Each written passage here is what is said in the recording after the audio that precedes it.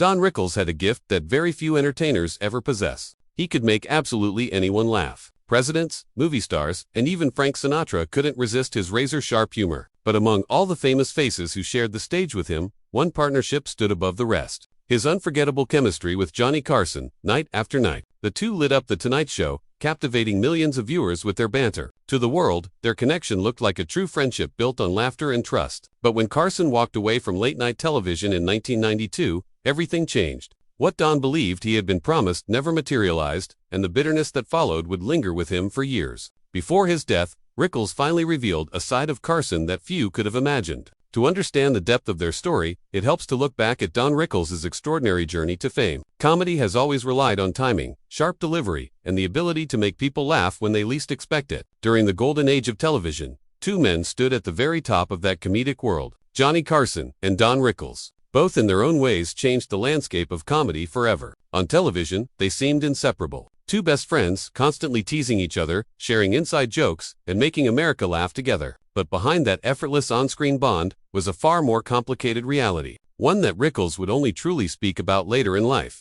Don Rickles, the man who could hurl biting insults at Hollywood royalty and world leaders alike and still make them laugh harder than anyone else, was born on May 8, 1926 in Queens, New York, to Jewish immigrant parents. He grew up in Jackson Heights in a home where Yiddish culture and language were part of daily life. Don often said that his Jewish upbringing shaped not only his quick wit, but also the sharp comedic edge that would eventually define his career. Like many young men of his generation, Rickles' life was abruptly interrupted by World War II. At just 18 years old, in 1944, he enlisted in the United States Navy and served aboard the USS, a motor torpedo boat tender. While he didn't see direct combat, the Navy instilled in him a sense of discipline and camaraderie that would stay with him long after he returned home. It also gave him time to reflect on what he truly wanted to do with his life. When the war ended, Don knew exactly what path he wanted to pursue. Acting. He enrolled at the American Academy of Dramatic Arts in New York, one of the country's most respected acting schools. Determined to make it as a dramatic performer, but reality hit hard. Acting work was scarce and he faced rejection after rejection.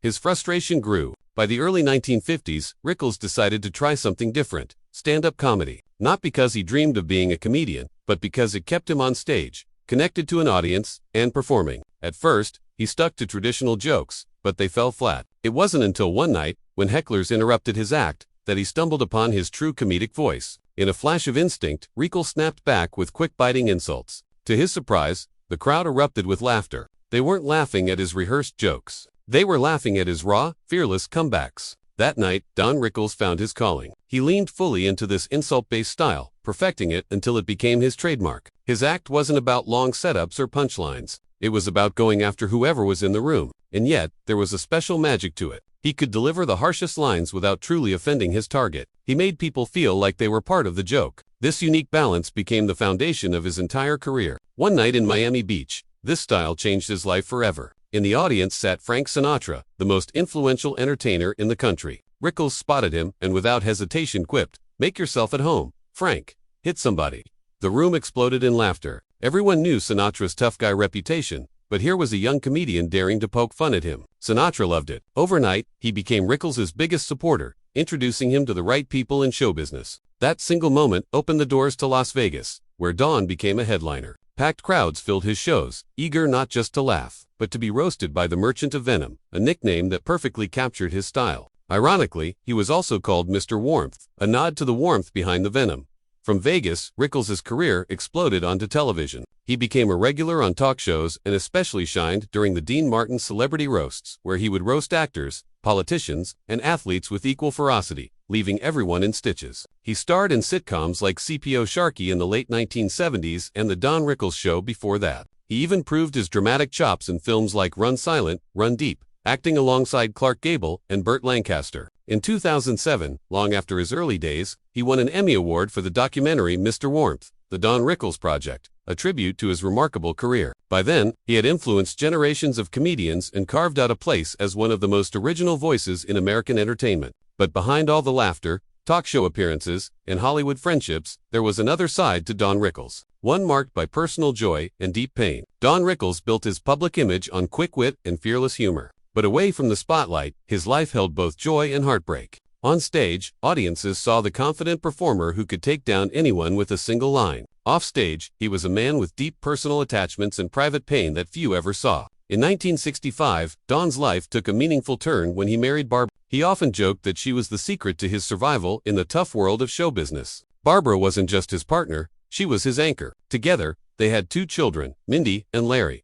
According to Mindy, her father was deeply loving but emotionally guarded. He had no problem showering the world with jokes, but when it came to opening up about his deepest feelings, he struggled. She explained that although he wasn't overly expressive at home, he was a devoted husband and father. He never turned his sharp tongue on his family. To them, he was simply Dad, not Mr. Warmth or the Merchant of Venom. Larry Rickles, his son, chose a different path in entertainment. Instead of performing, Larry became a writer and producer. In 2007, he won an Emmy Award as part of the team behind Mr. Warmth, the Don Rickles project. Don often said that his children's accomplishments meant more to him than his own. Then, tragedy struck. In 2011, Larry died unexpectedly at just 41 years old due to pneumonia. For a man who had built his entire career around making people laugh, losing a child brought a level of pain that went far beyond words. Though Don didn't discuss it publicly in detail, friends noticed a shift in him. His humor remained, but it carried a deeper, heavier undertone. The loss of Larry stayed with him for the rest of his life. And Larry's death wasn't the only burden Rickles carried. Over the years, whispers surfaced about complicated feelings he allegedly had toward Frank Sinatra, the same man who helped launch his career.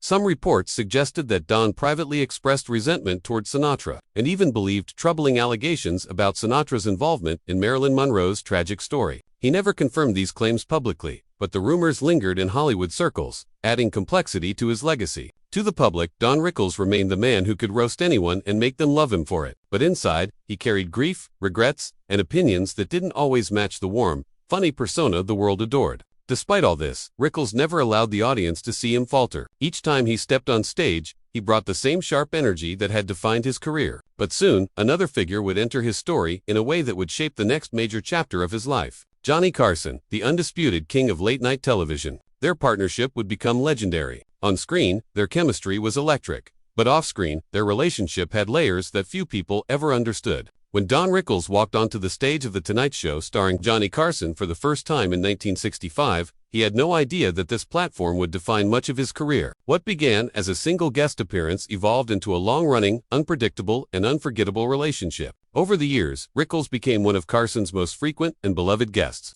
appearing more than 100 times. Their chemistry worked because they were opposites. Johnny Carson was smooth.com and impeccably timed. He played the straight man better than anyone on television. Rickles was loud, chaotic, and completely unfiltered, willing to say what others only thought. Together, they created television magic. Audiences didn't just tune in for Carson's monologue. They waited to see what would happen when Rickles walked onto that stage. One of the most legendary moments came in 1976. Carson was hosting, as usual, when he reached for his cigarette. The box on his desk only to find it broken. The culprit, Don Rickles, who had guest hosted the night before. Without hesitation, Carson did something extraordinary. He left his own set in the middle of the show, walked down the hall to the studio where Rickles was filming CPO Sharkey, and burst in on the live taping. The audience roared with laughter as Carson confronted Rickles in front of everyone. Rickles' feigned innocence then turned the moment into pure comedy gold, pleading that he was just trying to make a living.